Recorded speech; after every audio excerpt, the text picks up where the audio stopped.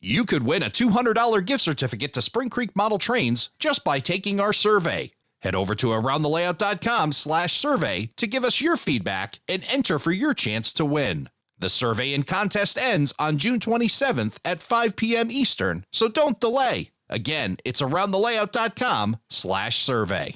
Discover prototypical track and turnouts with the Roadmaster series from Oak Hill Model Railroad Track Supply. Proudly made in the United States, Oak Hill's handcrafted turnouts provide unparalleled detail and accuracy, giving your layout museum-quality track work at an affordable price. Whether fully built or in easy-to-assemble kit form, Roadmaster provides all the details of real track. Looking for a custom piece of track work? Oak Hill can help with custom turnouts, diamonds, crossings, and more. Check out all of their offerings on their website, ohrtracksupply.com.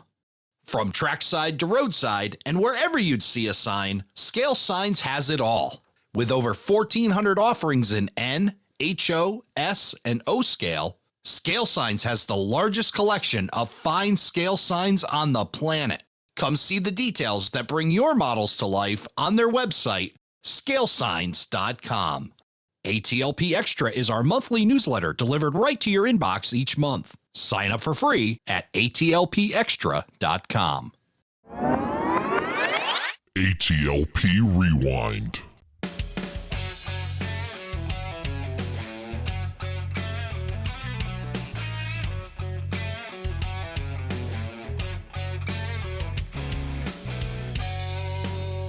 Hello, everybody, and welcome to Around the Layout, where model railroaders come to tell their story. My name is Ray Arnott. So glad you could join us. Father's Day is just around the corner, and I'm happy to bring on a father and son team from the Minnesota area. Welcome, William Sampson and William Sampson. Gentlemen, welcome to the show. Thank you. Thank you, Ray. Great to have you guys. We got senior, we got junior here, and we got a great model railroading story to share with everybody. Bill Jr. is well known for his Sue the Milwaukee Road YouTube channel. That's a phenomenal channel. How long have you been doing the YouTube channel? I started probably back in 2012. I started uploading some videos. So 2012 is when it technically started, but then I did actually start creating videos for my dad just to kind of show him some weathering techniques so I didn't have to repeat them. And then he could just go and look at the video. And that happened like 2015, 2016. And then I got this idea that I thought I could kind of turn it into a little bit more than just a video and started adding to it. And, you know, almost 8 years later, it turns into this whole other animal. So that's kind of what have evolved. But it kind of started 2012 to 2015-ish. Excellent. It's well done, very well produced. We'll talk a bit more about it later as we get into your story. But we've got two very interesting model railroaders that we want to talk to, and with an hour to do it, so I want to roll right into it. Well, let's start with senior. And why don't you tell us how you got involved in the model railroad hobby? Well, I imagine it was the first train set that I received probably around 8-9 years old, and it was a Lionel HO scale. And that was put on a 4x6 sheet of plywood by my dad and a couple of loops. Bought me an Athearn Union Pacific F7 to go with the M & St. L Lionel set, and went from there. You were, we'll call it the Lionel era of model trains. 4x6, you got this thing, you got to kind of running around sort of thing, like they all seem to do. Yeah, it was just a double loop that my dad had put together, and had a toggle switch so that you could run the inside loop separate from the outer loop. So I could run two. And I played with that probably for till those teen years when it was time to move on to bigger and better things. It seems to be kind of a thing where you hit those teenage years and you maybe move away from it a little bit, you know, between cars and girls and jobs and that kind of stuff. Was that was the case for you as well? Right. Yeah. I did grow up in a railroad family. My dad worked as a hostler for the Great Northern in Superior, Wisconsin. And my grandfather also worked out of Superior for the Great Northern. He was a conductor on the Gopher Badger passenger train that ran between St. Paul and Duluth. My other grandfather worked in the Superior yard in a small building that I always would look at every time we'd go over the viaduct between the two grandparents' houses. And he was a clerk, a timekeeper. So we did go and visit him a couple times in that little building in the middle of the yard. Wow. And he did get me a cab ride just in the yard. And I would say it was a GP9, but it could have been an SD9, SD7, GP7. But I do remember that. So there were those lots of exposure to the railroad every time we would go up north. Wow. Yeah. There's a lot of railroad blood in you there between, both what you said, both grandfathers and then your father and so on. So model railroading is in the Sampson blood. Yeah. And we would go up probably once a month. My parents were real faithful to go up and visit their parents. So once a month we would go up, and I remember distinctly the what I considered orange and black diesels of the Great Northern Railroad, only to find out later that was actually Pullman green and not black, but they were black to me. And I remember the transition into the big sky blue, and I didn't mind it. And then I remembered it turning into green and black, and I thought, didn't know what that really was either in 1970. So that is what I do model then. I do model Great Northern in 1970. So you're modeling Great Northern 1970, which is what the blue scheme? It is the merger. March 3rd, 1970 was the merger of those roads, the hill lines, into the Burlington Northern. So I chose that so I could run everything. I think we all kind of have seen that, our railroads, our favorite railroads. I know it's happened to me between the New England Central and the Providence and Worcester, except for mine went from those colors to orange and black of the G and W. And it's kind of hard to take, but it seems like you've kind of accepted a little bit of that merger. Right. That's what I grew up with. So that's what I remembered. And I didn't probably really start rail fanning until late 70s, about the time I got married and we started having kids and looking for a hobby. So it ended up being model railroading. That's probably beyond the time you have a junior. Was that really the thing that sparked you getting back into the model railroading hobby? Oh, I think it was just to be able to stay home and probably not, slow things down, be a family guy. Took up a hobby that kind of could do out of the home. It slowed my roll. So it didn't probably have a whole lot to do with the kids because they were so little. And even Junior didn't get probably going into it until he got his first train set when he was probably 8 or 9. So you get back into it. They're little. What do you start with? What's the project look like? Well, we moved into our new house in 1980, and that was the same year Bill was born. So he was a baby. I had a 22 by 22 foot basement that was empty, and I thought this would be a perfect opportunity to build something. So I took about half of that space because the washer and dryer were down there, and I built what would have probably been a 22 by 10-foot railroad, just a loop, because, back in 1980, we weren't doing around the wall. We weren't doing shelves. We were still kind of had an operator's pit, and we, ran around ourselves. So that's what I stared with. What were some kind of your early influences in that? I mean, this is obviously 1980. I was born in 1980, as was Junior here. If anybody doesn't know, the internet didn't exist in 1980. So where were you getting your information? Where were you getting that from? Yeah. In junior high, I worked as a library aide, and I stumbled across Model Railroader magazine in our catalogs of stuff. And boy, I think I read every one of them they had, and they probably didn't keep up with that subscription even very well. But that went a long way. And then the librarian, as she would get to a point where she would turn over the stuff, she asked me if I wanted those. So I took home some of the old model railroaders from, it would have been 1970 through, 73 or about. I kept referring back to them. I kept kind of reading them, and ultimately did get a subscription. I don't know what really, instilled that direction. I mean, I liked slot cars. I collected Hot Wheels. I did a lot of different things, but I did finally just settle on model railroading. Do you remember as you were going through those magazines, like any particular article that really like stood out to you that really was like kind of awe-inspiring, or was it just kind of like just information overload as you were going through these? It was funny because it would be anything Great Northern related, just because that's what I knew and that's what I saw, and even Burlington Northern. But no, I don't remember any particular articles. Obviously, Gory and Defeated, and John Allen had big impact.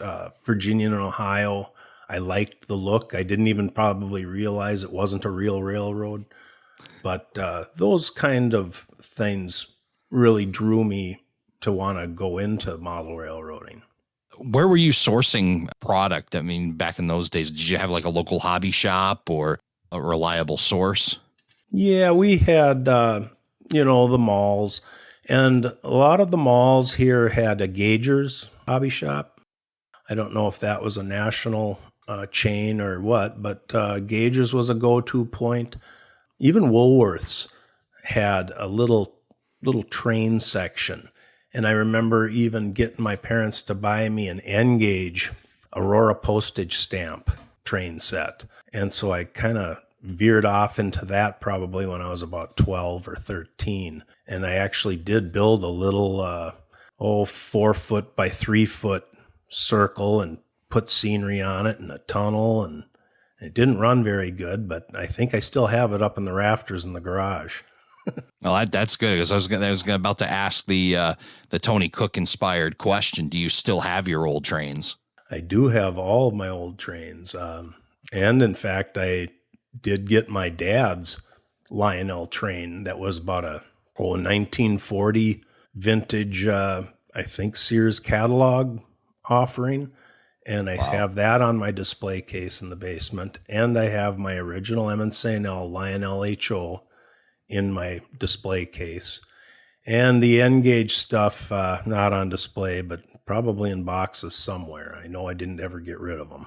That's excellent. So this layout that you have starting somewhere in the early 80s, did that layout start to evolve at all during that time? Yeah, I had started that railroad before the basement was finished. And then I met a guy in about 1984 at work who was just going to Votech in electronics to be an electrician.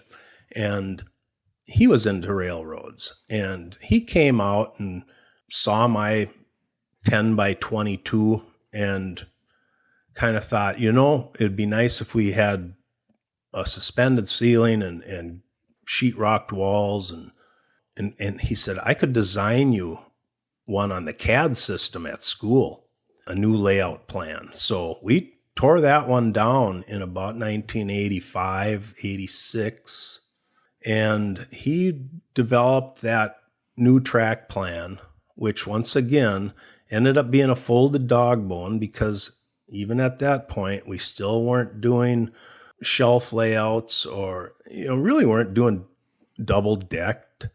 So we just got going on that, and we ended up taking a little more room. So there was nothing else in the basement except for the washer and dryer.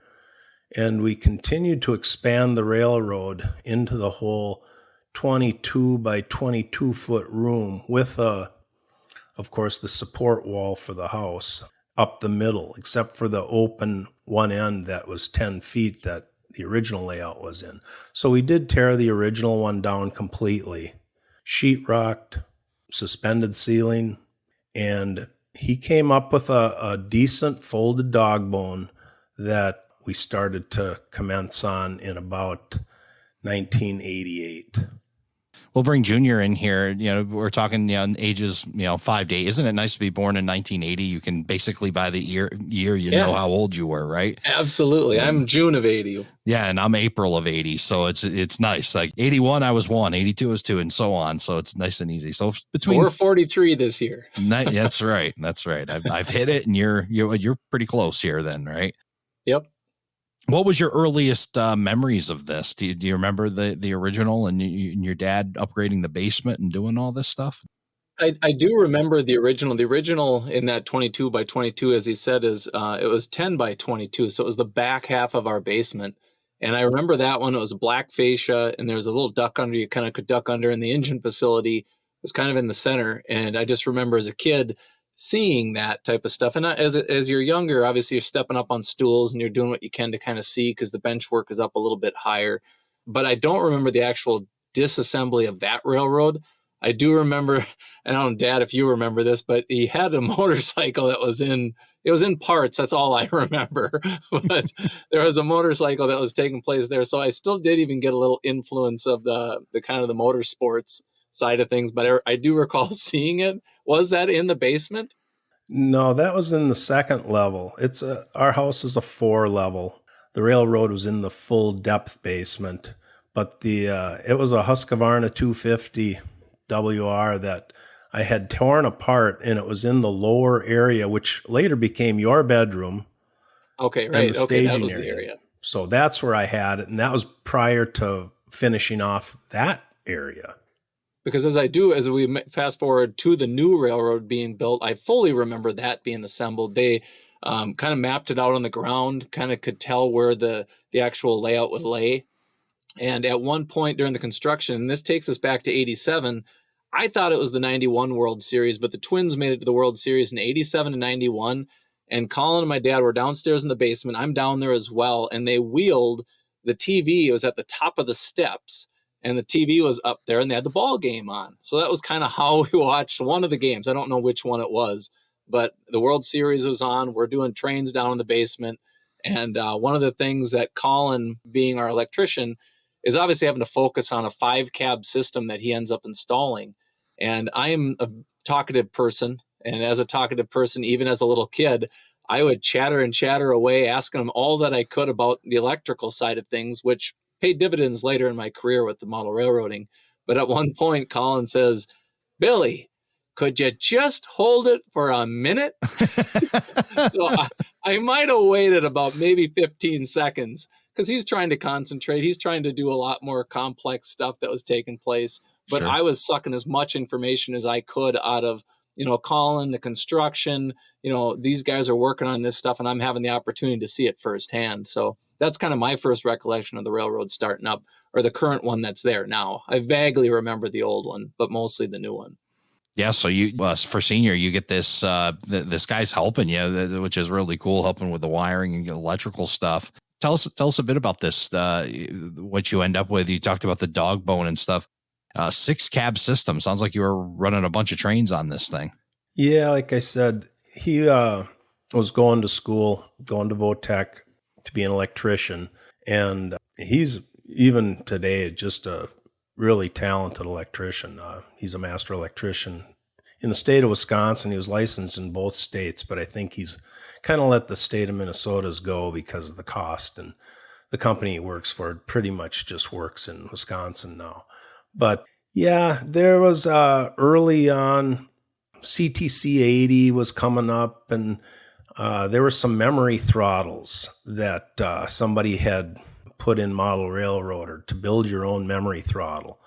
And Colin took that on, and he built this just on a board, a memory throttle. So that wasn't the CTC 80, but it was a cab. So the cab control had a few stationary power packs, Tech 2 power packs, and then this walk around plug-in with a memory. So he put plug-ins around the layout, and that became kind of the mainline power pack. So that went a long way to move us in towards operation.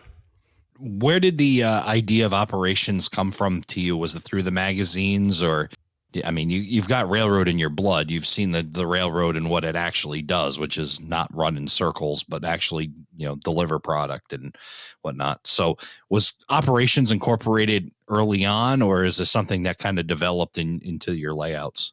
Boy, I'm not sure where I met Gary, but a local modeler up here is Gary Friesman, and he is a real proponent of operations, and I believe he has been operating the first Friday of every month for approximately 40 years. Wow. And at one point, like I said, I can't even remember where I met him or how I got invited to his house. But, it was come on over, check this out. And I did that, and I was working nights, so it was a little more difficult I'd have to take a vacation day to do a Friday night. So I couldn't become really a regular operator. But I did attend probably a half a dozen sessions over the course of a year and a half. So about 1993, he asked if he could come out and see our railroad, which he did, and brought a few of his friends, and they liked what they saw. And then they continued to tell us what we needed to do, because to operate, you needed a little more than just a dog bone. So he encouraged us to somehow create a point-to-point. And we looked at that long and hard. But by about 95, 96, I would say, it was thought that we could cut into one of the two main lines. It was kind of a double-track main. And we cut into one of them, and Bill built a helix for me. So he was doing that while he was in high school. So that's how I can kind of keep my years straight. But he did build a helix. And then about that time, our electrician, Colin Mueller, was planning a move out of the cities. He had lived down by the fairgrounds and had a railroad in his basement. And he offered me his yard out of his basement and some of the infrastructure and everything. So we cut that out, and we put it in the back of a Suburban. It rested from the front dash and hung out the back window of this Suburban. And we drove about 40 miles northwest of the cities and brought this into our house through a basement window in the lower split level, and managed to work it all the way down into the basement and get it to swing around. And we had prepared a second deck, brackets, that we set that on, and that became our west end. So we did manage then to start into operations by creating what essentially became a point-to-point. Now for Junior, 95, 96, we're 15, 16 years old. Do you remember this ride in the Suburban to go get this staging yard? 100%. I remember it was our neighbor across the street, Mark's Suburban, that we borrowed. And when we went down there, Collins, if you're familiar with any of the homes that are in St. Paul, it's not a huge meant, to have a full finished basement. It was finished off for the most part, but he had to then cut these things out. And I remember we got that thing up out of there, got it in, but it was getting down into the basement. And, if you think of the Friends episode with Ross yelling pivot, it's just, you had to get this big monstrous yard swung around. And, I'm attempting to help. I'm able to lend a hand. And I got to say, on that whole swing, there was just one little mark that we ended up really kind of on the one wall. My dad did airbrush clouds onto the wall to give ourselves a backdrop. And, I was like, oh, the one little hiccup, but we had to pivot. But it was good. It was fun. That was a lot of fun, and definitely a memory. And you stayed right into it. I mean, you're right there with him as he's adding to it, because like we talked about earlier with Senior, you hit those teenage years, and boy, there's just a lot of distractions, but sounds like you were kind of right there with Dad. Well, I think the fun part of it was, and it still is to this day, is that we go out rail fanning, and it is fun to be able to spend time with your dad. So his interest of he used to take us into Shoreham Yard, which is the Sioux line here in the Twin Cities, and when we'd go in there to check that out, as a kid, you're just taking in everything you see. And I distinctly remember we went into Shoreham, and there's a certain point, I don't know exactly when that was, but they were bringing in chassis locomotives. We were seeing, there was in Boston and Maine or Penn Central, just seeing a lot of odd equipment, Conrail, and all this weird stuff was showing up. And I think my dad might have been going in to just see what was there. But as a kid, you're just thinking it's just trains, right? Well, for me, that's where that merger of the Sioux line was actually happening. And that's what brings interest for me to 85, 86, was seeing that stuff at first.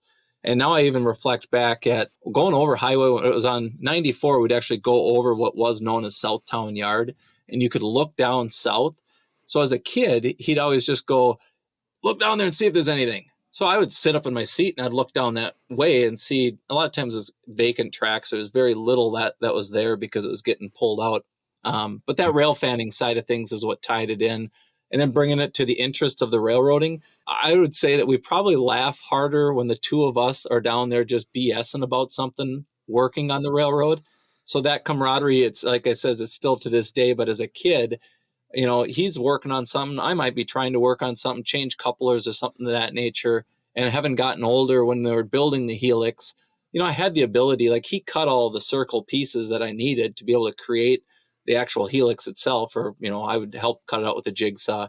And then we built with thread rods, and that's how our Helix is built, is thread rods, nuts, and then just basically a metal plate spacer that we could adjust. They started that first grade. Colin got the grade figured out and just said, okay, we'll keep going. We glued our cork bed down to the actual plywood, and then we applied our track. We'd glue the track and nail it periodically, putting expansion joints for both the plywood and the rails themselves. But having the opportunity to actually kind of do that, you kind of felt like you had a little bit more of a vested interest in the railroad. But I think a big part of it was a lot of the research, right? So if we take back to being a kid in the magazines and the books that my dad had kind of mentioned, he also was bringing home the BN annual. So a BN annual would come out each year and it had the roster of the locomotives. And that's what really cemented my detail interest, because he started getting a model, and then I would look at that BN annual and be like, well, it doesn't have the right horn, or this particular one has, this type of beacon on it. So we started to kind of apply some of those little details. And then that library grew as we got a little bit older. Scott Thompson came out with a series of 3 Great Northern books, and they're just very, very well done. And that started to amplify that prototype side. And especially with that operations interest that started to come in, to me, I started to see railroading as almost a game. And it's like, oh, we got these cards match those cars. Now we get to go and switch these things around. That's what really amplified my interest and kind of cemented it. I didn't have the opportunity to run at Gary's at a young age, but I did have the opportunity and still have as of late to go out and operate on his railroad. And you do get that idea of like, boy, this is fun. It gives the railroad a purpose. And that to me is what drew me in. And at that informative years, the 16, 17 years old, I eventually do get into the girls and cars and college and all that stuff. But I think a bigger part of it was the connection to be able to hang out with my dad, where he's young enough. I was getting older that we could, laugh about, talk about music and all the stuff that was going on in life. But the railroad just kind of gave us a common interest to be able to share ideas and stuff that we're looking at as far as the railroad is concerned. Yeah, that's quite an amazing thing to have a great connection with your dad. I'm very close with my dad, and it's really neat to see you guys connected as well. Though we didn't connect over trains, we connected more over cars and racing and those kinds of things, and maybe some sports. But really neat that you guys found like a really tight hobby. Although when Junior started that rivet counting stuff, were you accepting to that, or was that kind of were you okay with it, or kind of along your line of thinking, or did it kind of drive you crazy? No, I liked that. I'm probably not quite the proficient modeler that he is, but I appreciated the fact that he was trying to replicate what he was seeing in those BN annuals. And I had about 3 of them. Motive Power Services put them out, and boy, they were invaluable. at that time, because even then we didn't have all the books, the Four Ways West and all these books that have come out covering all these railroads. And they're just fabulous forms of information for modeling.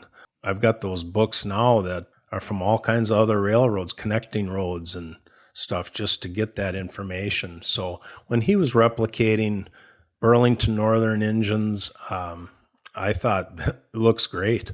Awesome. Great way to support it. And, that fine detail that he was getting into. I want to go back to rail fanning a little bit. So how far did you guys have to travel to see these sites that you were talking about? Most of them are going to be in the cities. We were bouncing around. It was Shoreham down. So Shoreham from our home in St. Michael is probably a 25-ish minute drive, maybe 30 minutes. And that's right off a university. And if you're familiar with the Twin Cities at all, there's Northtown Yard that's right there, Humboldt Yard. So you have Northtown, Humboldt, Shoreham. So those are Sioux Line. You got the BN that's coming in there. I found my interest in what was Southtown Yard down into the Hiawatha Elevated District. And again, that's just south of Minneapolis. All of this stuff is on the Minneapolis side, is not that far, so a half hour. But you go then another 15 minutes and you're in St. Paul. And then you've got yourself Pig's Eye, and you've got Westminster, and you've got, so much more going on there, Union Yard. And there's just a lot of pieces of the puzzle all coming together in the Twin Cities. And one thing that we were introduced, and if anybody ever comes to the Twin Cities, we say the place to go is go check out the Minnesota Commercial. And you got Elko's running. And obviously right now we're starting to see there's possibly not going to be running those units. So having that opportunity to come in, I always say it's like going to look at the 57 Chevs, going to see the classics, because that stuff eventually will disappear. But most of the stuff was very close to us. So when you were younger, what did these rail fanning trips kind of look like? It was like a Saturday morning, we're going to get up early kind of thing. What was that kind of like for you guys? Well, I don't think we were ever that organized. It was just kind of spur of the moment, like, hey, let's go rail fan. A lot of times after we went to flea markets, so if we went to a flea market, we'd swing by and check stuff out after. We still do that today. Again, we swing into the commercial. If we're at the State Fair flea market, we'll bebop right over to the fairgrounds and then swing in there because it's close. And it's a lot of times just to see what's moving, what they've stuck in the storage. With my kids, even right now, I go to Northtown and I will swing into, they created an overpass where St. Anthony, it's a road that crosses over, and there's a nice platform that you can hang out and stand on. Well, we'll go to a local, Mexican place and we'll grab some tacos or chilitos and we'll swing behind Home Depot, check to see if any trains are coming, then head down there and eat those. And we're just hanging out. I feel like that experience I had with my dad was a fun one that I hope my kids kind of can remember and enjoy, because it's kind of a shared mutual entertainment, if you will, because you have so much traffic that was passing through that area. And they get to see a train every time. And thankfully for those guys that are running at Northtown, they honk, just a light toot, whong, whong, and the kids just get excited. So it's a lot of fun. We watched 261 roll through there. I used to work right off of Jackson Street in Central, which is just north of Minneapolis Junction, and that's where the Milwaukee 261 is stored. So I'd see that. My dad and I, we went and chased the big boy when it came out, so we saw it. And then when I heard it was coming back from Duluth, I brought my kids down there and let them, see it. We're one of the few people in the middle of the day to be able to run down and see a train like that roll by. So it's kind of cool in that regard. Yeah, for sure. When outsiders when I talk about rail fanning to somebody who doesn't understand, or, maybe not a big train fan or not at all, I parallel it. They're like, oh, you go and sit by track. It's like, to me, it's like fishing. And I kind of think of it the same way. Like you pick a spot, you got your favorite spots, you go there, you sit there, and sometimes you get nothing, which was about all the times I've gone fishing, and you just come up empty. And I would say to him, I said, it's just like fishing, and just like fishing for me, at the end, you're still hungry. So it's kind of neat. And I think of the father and son thing, going gathering up to go fishing. I kind of think of for you guys, it was kind of like, well, let's gather up and go rail fanning. And that's super cool. Yeah, I did receive a 35 millimeter camera in about 1983.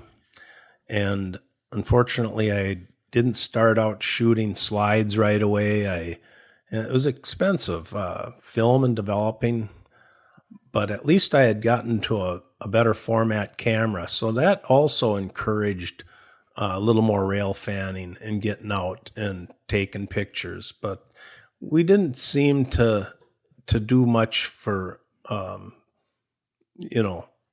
planned trips. We went up to Superior and Duluth because that's where the grandparents were. So every time we'd be up there, we'd maybe drive around through the yard. Back in those days, late 80s, early 90s, you could drive around the Burlington Northern Superior yard and not have any issues.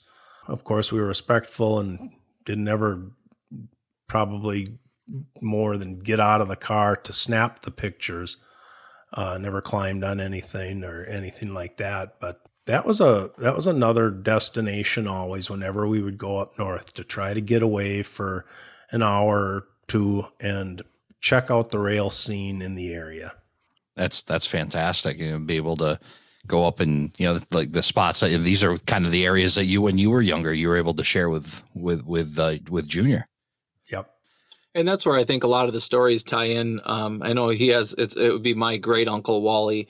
He worked for the BN well into, his career, and to be able to see a lot of the stuff that these guys, as far as where they worked, and they'd point out like Grandpa's shed, or it would be my great grandpa, but, and it's not a shed, it was actually his office, but it was not there for me as a kid. But as we'd drive across those tracks, my dad would point out and said, it was right down in that area. So I could kind of familiarize the roundhouse. I remember the roundhouse being there, but then it got taken out very young in my time that I was there. And then when we were there, it was checking out a lot of times to be able to see, oh, it's a GP30. So I was identifying, again, back to the BN annuals, seeing locomotives that are now in BN paint, but that could have been a CBQ. That could have been a Great Northern. What was the unit? So that was the interest too, as far as us as rail fans, to be able to see some of that stuff. Yeah, so you're tracing railroad history, you're chasing a little family history all in one.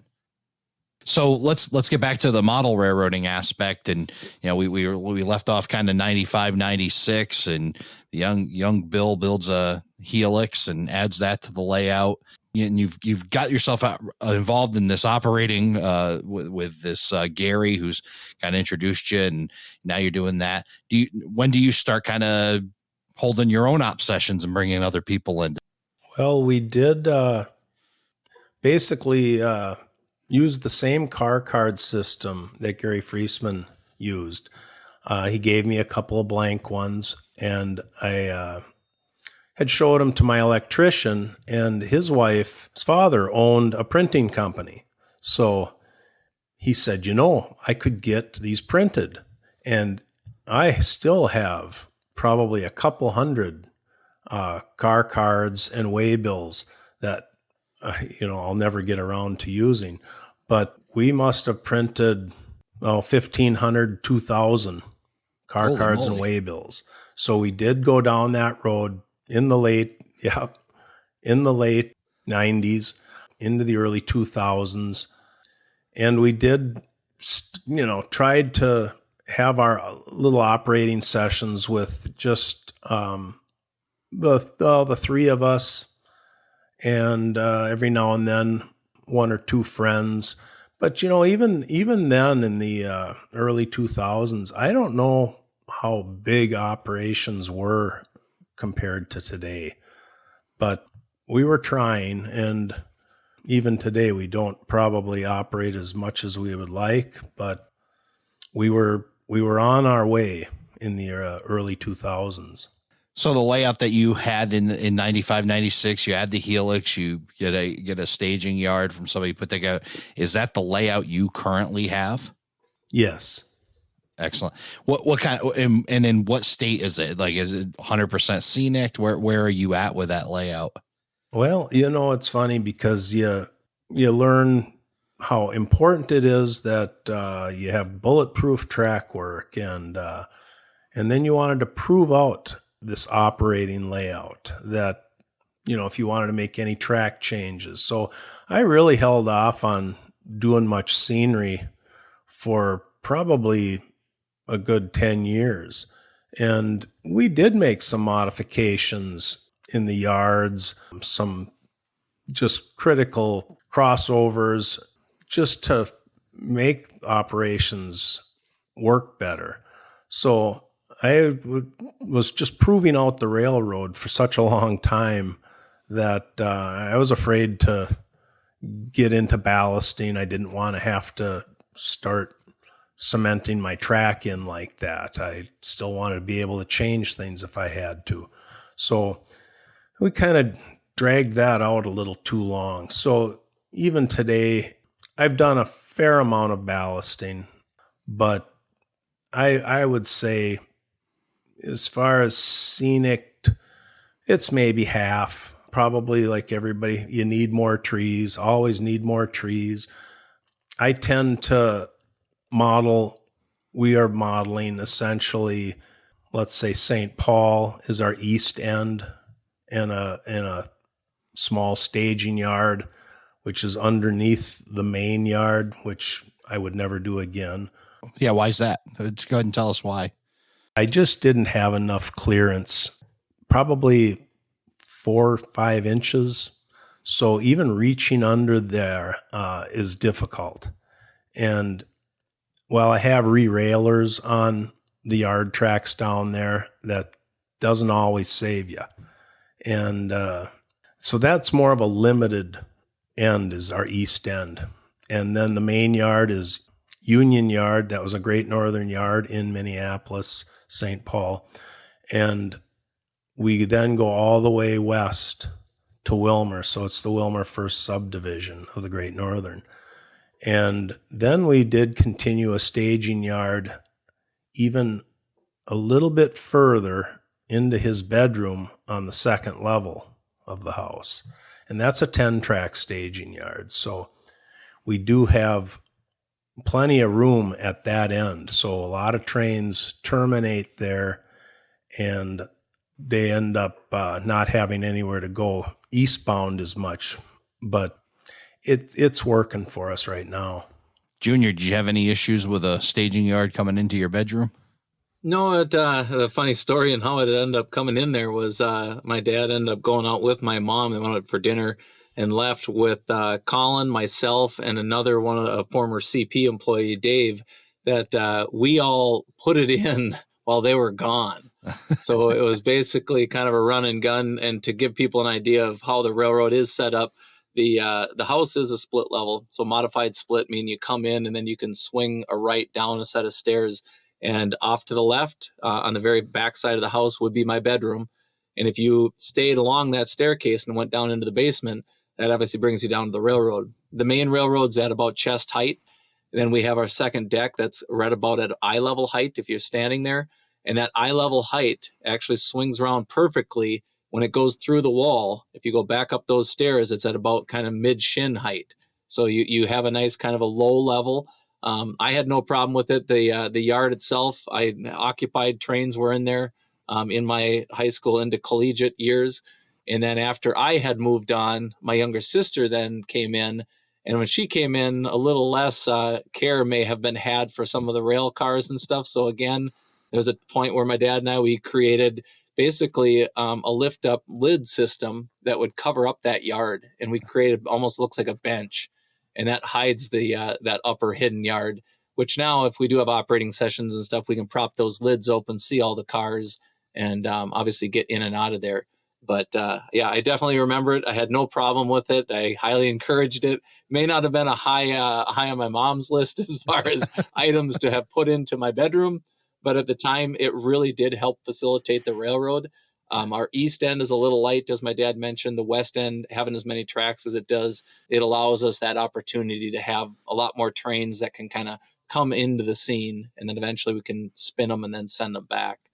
You grow up with it. Obviously, you've got railroading in your blood. You've got many generations before you involved in the prototype and then now model railroading. And you spent all this great time with your dad and honing skills and building this layout that you had. And you mentioned your high school years, collegiate years, and then you move on. And we'll probably have to have you back just to hear your story from beginning to end because we will condense of time. But to me, it seems like you've got this huge leg up you grew up around it. You got to see your dad build this layout. It's kind of like just kind of propels you into the hobby.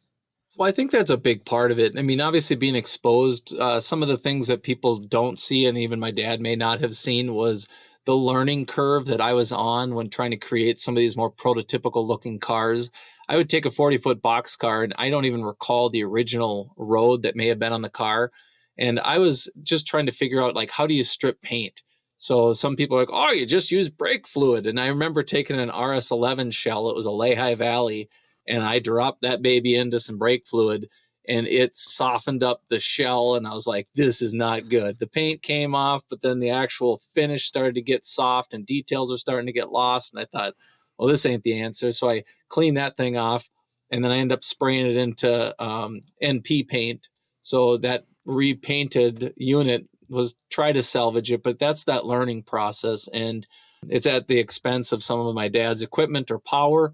And again, I don't even know. I mean, he may be able to confirm whether or not that was a green light project to do or not. But I took a car. I do distinctly remember it was, I want to say it was an Intermountain car that I stripped the thing completely. And I saw a Great Northern car that it was a double door, looked pretty close and accurate, painted it red, silver roof, applied the decals. And that was one that was very early that I thought separate grabs was interesting. So my collection of cars were going to be just separate grabs. And there were certain things that I was gravitating towards on the detail front. But that learning curve that happens, I mean, I'm grateful that whatever I did ruin or was trying to create some of these pieces, that, in the process of learning, at no point, I don't ever recall, my dad hasn't ever yelled, in any form of anger in the stuff that I may have been doing. He might have just gone, oh man, did you have to use that car, or whatever it may have been. Yeah. But I think that, to me, I mean, that also translates to our lives, because, I'm extremely grateful for, someone that's forgiving and understanding, but then also saying, hey, if we're going to do this, here's the tools that you might need. That even goes into the DCC, because Colin wanted to get into signaling. So I start digging into signaling, and now we need to get, the Digitrax boards that will talk and tell us, occupancy and all those pieces that start happening. As my dad even jokes that, the railroad wouldn't run if I wasn't there. If something happened to Colin or I, at a certain point it was Colin, because it was all DC. And he goes, if something happens to Colin, this thing it's going to be stuck right where it's at. And then we move it into DCC. And my wife and I bought my dad a Digitrax kit, so a starter kit that it was, oh, it's just easy. Take 2 wires and plug this in. We hear the common phrase. Yeah. And thankfully, Colin did such a nice job wiring the thing that we did literally pulled the A cab off. We plugged in our Digitrax system, turned everything to A, and then just started driving around to see where shorts were. Nice. That's how we kind of got into DCC.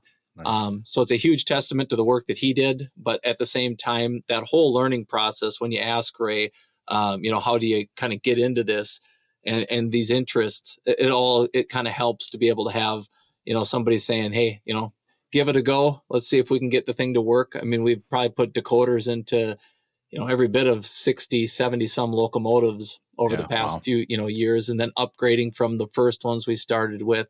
And all of that's a learning curve, right? I mean, we get to that point of trying to figure out what works, what doesn't. So, I mean, if there are any older modelers that are out there with younger kids that are interested, give them a freight car, give them something to be able to try it out on, to be able to learn from. Because along the way, I know that I didn't get to where I was at right out of the gate, and none of us do. All the great modelers that are out there had to kind of start somewhere. And I'm not putting myself in that group of great modelers, but I always try to rather get to the levels that they do by observing what they're doing and then trying to replicate it. Yeah, you got to learn from somewhere. I made the comment in a previous podcast that they don't put MR on your birth certificate. It's kind of a learned thing, right? For senior, it seems like you paid a little bit of his model railroading tuition with some of the cars that may have got messed up or whatnot. But I'm sure it's paid dividends for you too. The stuff that he's learned to come back to your railroad and be able to make improvements and be able to apply that in both places. Absolutely. He's just quite an artist in many senses. And I don't ever remember even necessarily giving him the green light on a lot of those projects. I think he just picked something and went ahead with it. And it never really bothered me. In fact, I think I still have that Northern Pacific. It's an RS11 that we still may even be running. So it's all that learning curve that has just worked out great for us. So for those fathers that are listening now who have a child that's interested in the hobby, what would be some words of wisdom that you could give them to keep their child as enthusiastic as Junior was in this? Well, I had the interest myself, so I guess it would be important if the dad would have the interest himself. So with that interest, I, of course, bought him his first train set of his own when he was probably 8-9 years old. And I didn't ever get upset if he wanted to change things, and I allowed that exercise of changing track and doing what he wanted to do. And a lot of it then bled into my own railroad. If he wanted to run his equipment then on my layout, he could do that too. But so I just always encouraged the exercise and artistry that he displayed. And, and that carried through later in his life, that he went into the direction he did in the field, that I think he had a lot of practice in those early years of painting and, custom painting these box cars and rolling stock. And I think that's just a big part of it. It's just encourage the kids to have a good time with the hobby. You don't want to turn them off to anything that you could encourage them in. And I think one of the advice or pieces I've heard my dad actually mention too is we're at flea markets and we see, father-son combinations or a grandfather and a grandson. And I know one of the last ones we were at, there was a gentleman, and my dad shared the story. He might even be able to elaborate a little bit on it, but the guy was looking for a locomotive, and you just helped steer him towards a locomotive that wasn't going to maybe frustrate him.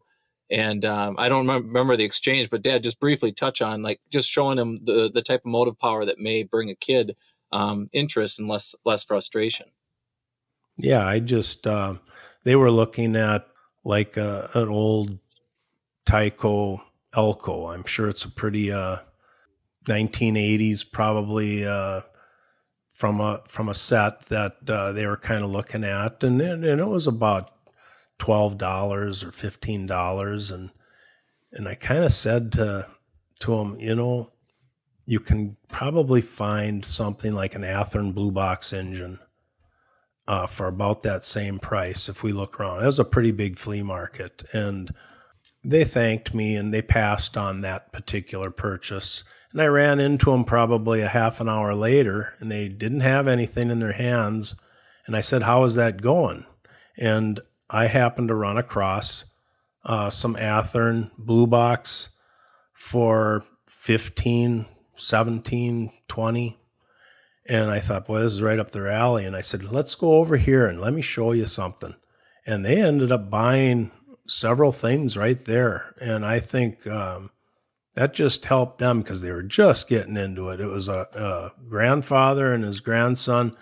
And later, come to find, his dad came to me and said, I want to thank you for that. That's really nice that you steered us in that direction, because I think you can't go wrong with a flywheel equipped Athearn. That's with the gold flywheels. So, the brass flywheels, so that I think is a whole lot more reliable engine and hopefully will suit them further in the hobby. You're 100% on that. Those old Tyco Alcos look perfect on Tony Cook's shelf where he collects them. But as far as trying to run these things, and nothing is worse than leading to having a kid put a train on and it doesn't run, or frustrate and stops, and they'll be out of the hobby in no time. So some very solid advice there. It's worth spending a little bit more money and making it so that they stay enthused about the whole thing. And that's where I was too, because my set was a Bachmann set. And it was a Burlington Northern F9, and it wasn't, it was better than, something that just was, an older generation. But I had been then upgraded to, I remember it was a SD40-2. It was, do you remember that? It was navy blue with the state of Minnesota spray painted on the side of it. That was an Athearn unit. So then to me, I thought, well, that's a better running engine than this, this Bachmann one. And as we fast forward, then when I did get into college, I do know that we were selling some stuff off. And my dad even asked me point blank, he goes, do you want to keep your original set that you had as a kid? And I was like, I wasn't really going to be, I wasn't attached to it. I had better stuff going. So then we let that go. And, it's always one of those things now when I see those pieces, I can see the cars that came from that set. I remember the Rock Island car. I think one of them was a Morrison Knudsen, like a gondola or a hopper. And then obviously the BN F9. And then I don't recall what the caboose was. The caboose, it was the hip roof. Was it the hip roof BN? Yeah, it was like, a matching caboose, like the CBQ. But some of those pieces are the things that tie you back to as a kid. But for me, my first train set, was one of the biggest ones you could ask for. I mean, that's the way I kind of then saw it, because once he let me start running on it, and then I had those ones shuffling around, well, these ones aren't as fun as those other ones. And then that's where those details came together. And obviously fast forward to where we are today. And we're still running, we're still operating. The car card system that we were using was just a 2-sided waybill system that now we've advanced to JMRI, and we're using, and obviously a printed out switch list. So many things evolve with the hobby, but as it does, those are the things that make it enjoyable, seeing those improvements. If anybody ever sees the GN in 1970, if you're ever on YouTube, you can type in GN 1970, you'll see Bill Sr.'s railroad, and the majority of the scenery that's done on it has been done by him. I've done little bits here and there, but it's very cool to see now for me to be able to go out there, and he's like, oh, I ballasted the main line from here to here. And I'm like, well, it's only like 3 feet. And he says, well, it took me, so long to take it to get that far. So it's just chipping away at it. It's a little bit at a time. It does take a lot of time, but operations was always our first and foremost. But I think that social dynamic that he and I have, I mean, like I said, there are times when we're down there talking about stuff, and I don't laugh as hard, just in everyday life as I do sometimes when we're down there working on the railroad, because of the things that we're just going off on tangents. Yeah, for sure. I mean, I kind of the name of the podcast of Around the Layout, it really is that conversation, that great stuff that happens when you're hanging out, working on the model railroad, and those conversations that are non-model railroad, they're just even more fun. And that connection that obviously that you both have made, father and son. For Senior, you mentioned that you knew that Junior was really creative and an artist and whatnot, but when you turn on YouTube and you watch through the Milwaukee Road, did you know that he was that funny and he was also that creative on that side of things? Yeah, I think I had that inkling years ago that that might happen. He really came out after his sister went off to college and became a lot more popular in high school, and I think even did a Seinfeld bit at one of the talent shows at school, and so I kind of had an idea that he could be capable of something like this. He does a phenomenal job with it. It's highly entertaining. I love watching your updates, and you've done an excellent job with really high quality editing and production value. Just really fun to watch. So really cool that you're able to share the hobby out, not only with your own railroad, Junior, but also your dad's, and you still keep that all connected. Yeah, I think that's what is fun about it. I do think, I mean, obviously the Seinfeld reference that he made back in high school, I did wear basically the white tennis shoes, blue jeans, blue shirt, and was the MC at one of the talent shows, and did some of the stand-up bits. And we still, even to this day, and as you see in some of the videos, I throw Seinfeld clips in there just because that's kind of part of my 90s era upbringing. Sure. And, it just even something as subtle as one of the Seinfeld clips that's hello, la, la, la. It's just one little one-liner like that to me. I mean, we might say it and, it gets a good laugh. And obviously from a comedy standpoint, I feel like the hobby itself is entertainment. And if we can bring entertainment into the hobby, I know there are a lot of people that, they kind of cringe and think, well, geez, you're putting all this extra jibber jabber and noise. I just want to see, some modeling tips. But a lot of it, and for people that don't know, it's more to make my dad laugh, and even just people that know me and fellow modelers that might get some of the inside jokes. There is Marco Scandella that used to be play for the Wild. We used to call him Deli, and it was always Deli. So if you ever see an episode and that sound drop happens, I use it periodically. That's a lot of times just as a laugh for the people that know what Deli is. It's more delicate. Well, it sounds like you guys are connected on just so many levels, and you can thank, model railroading kind of in the center of all that is super cool. That, you talk about, again, the heritage of your family to the model railroading, sharing that father and son relationship. Definitely something really nice to think about as we head towards Father's Day. Just really cool to hear your guys' story, and we'll definitely have you both back on, maybe separately as well, because there's a lot more story I'm sure we got to tell between both layouts. But really cool to be able to get you both on here and hear how you've connected. Yeah, well, thank you, Ray. Well, thank you, Ray. And I do want to say to all the fathers that are out there, I mean, one, happy Father's Day, but two, spend more time with your dad if you don't spend enough time with him already. Obviously clock is ticking for every one of us. And if you've got kids, spend your time with your kids, because that time, once it's gone, obviously it's gone. You can't get it back. I mean, I do miss my grandpa, which is my dad's dad. And having the opportunity to be able to get together, maybe it's a phone call, maybe it's work on a railroad, maybe it's going to be go golfing or whatever it might be. Take that time, and as busy as all of our lives get, especially even with our kids, I wouldn't trade up a minute for the time I spend with my dad, whether it's model railroading, just hanging out, or just having a conversation on a podcast with a guy that's out on the East Coast. Senior, you've raised a good one here. Yeah, thank you, Ray. So again, gentlemen, thank you for coming on the podcast and sharing your story. Been a pleasure. Thank you, Ray. Thank you for joining us for this episode of Around the Layout. Learn more about today's episode, check out past shows, and much more on our website, aroundthelayout.com. Show your support by becoming an operating crew member at aroundthelayout.com/crew. Follow us on social media, aroundthelayout.com/social. And send us your feedback, aroundthelayout@gmail.com. Thanks for hanging out with us around the layout. Whoa, whoa.